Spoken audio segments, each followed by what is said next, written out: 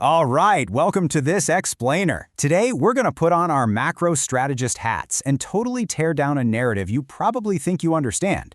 When most people hear Boeing, they just think of it as a pretty simple story of aircraft demand. They look around, see airports absolutely packed to the brim, and figure, well, Boeing's success is practically guaranteed, right? People want to fly. But I'm going to subvert that expectation completely. In this explainer, we're diving into the cold, hard data from Q1 2026. And as you'll see, Boeing's actual challenge isn't finding customers at all. It's actually this massive, high-stakes puzzle involving an astronomical backlog, intense regulatory bottlenecks, and a ticking financial clock that leaves absolutely zero room for error.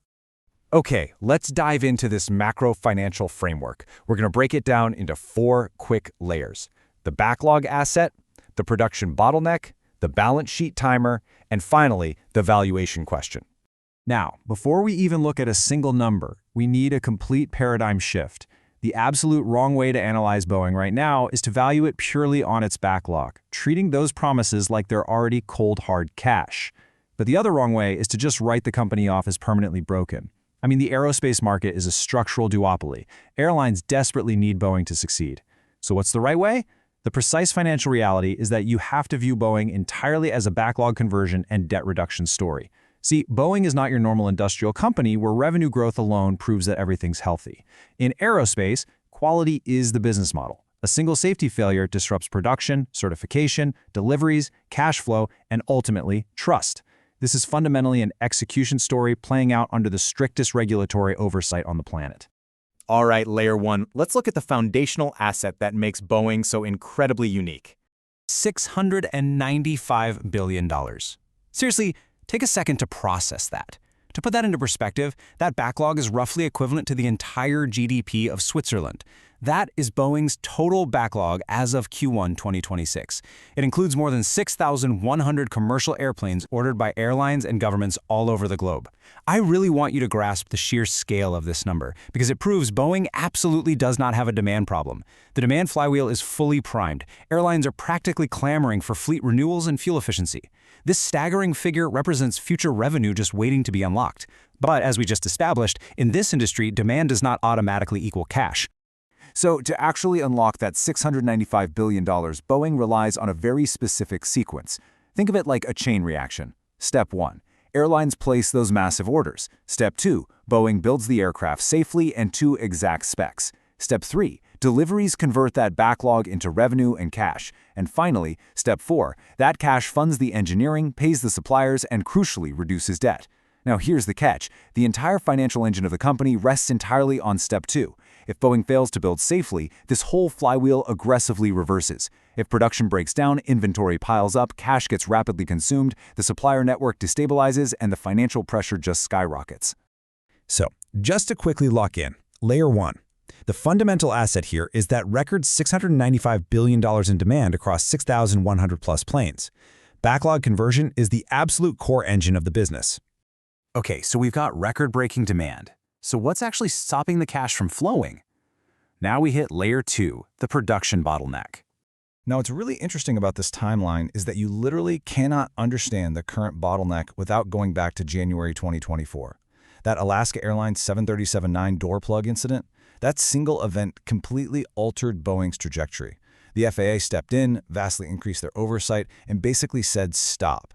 They literally halted Boeing's production expansion until systemic quality issues were completely resolved. So today, Boeing can no longer just ramp up production simply because management wants to or because the backlog is huge. Regulatory confidence is now the literal hard limit on capacity. Boeing has to earn the right to produce every single day through rigorous safety resets. So where exactly does that leave us today in Q1 2026? Let's look at the signals. The 737 program is currently at a rate of 42 per month. The 787 widebody program is stabilizing at 8 per month, and commercial deliveries sit at 143 for the quarter, which, hey, is actually up 10% year over year. On the surface, that looks like progress, right? The gears are turning. But listen, this is a very, very fragile bridge to recovery. We got to watch these metrics like a hawk, because a fast ramp-up that creates defects isn't a recovery at all. It's just a massive liability. And honestly, the financials prove just how fragile that bridge really is. Look closely at this paradox on screen. In Q1 2026, the commercial airplane segment brought in $9.2 billion in revenue, but they posted a $563 million operating loss. How does that happen? Well, hitting a milestone like 42 planes a month is completely useless if it doesn't translate into profitable, high-quality deliveries. Right now, Boeing is dealing with the huge costs of traveled work, which basically means doing assembly tasks out of their normal sequence, along with extensive rework and inefficiencies. So the core engine is running, sure, but it is bleeding money. To summarize this bottleneck, the severe execution risk here is that FAA oversight entirely dictates the pace. Hitting those 42 and 8 per month targets is vital, but absolute, flawless safety is the uncompromising prerequisite before they can ever scale up. All right, we've seen the asset, we've seen the bottleneck, now let's shift to the massive force pressing down on this entire operation. Layer 3, the balance sheet timer. $47.2 billion. That is Boeing's consolidated debt as of Q1 2026. And guys, this acts as a massive, loud, ticking clock. It is the exact reason why the production bottleneck isn't just an operational headache, it's a highly urgent existential issue. A company with a fortress balance sheet can absorb shocks, they can handle delays or supply chain hiccups. But with over $47 billion in debt, Boeing simply cannot. And the pressure becomes undeniable when you look at the cash flows for the quarter. Operating cash flow, negative $179 million. Free cash flow, a staggering negative $1.454 billion. Because of the heavy cash burn and debt repayments, Boeing's actual cash and marketable securities dropped drastically, falling from over $29 billion down to $20.9 billion in just one quarter. The company is literally draining its reserves just to keep the lights on and service its debt while it desperately tries to fix its production lines. And this brilliantly illustrates the debt repayment formula. It is incredibly linear. First, you absolutely must have safe deliveries. That is what generates operating cash flow. That cash flow then triggers a working capital release, which is basically turning all those expensive parts sitting around in factories back into liquid cash. And only then do you get the free cash flow needed to actually reduce that debt and lower the financial risk. If Boeing suffers even one more safety issue and the FAA halts that first step, this entire chain instantly shatters. The cash burn accelerates, and Boeing loses whatever strategic flexibility it has left.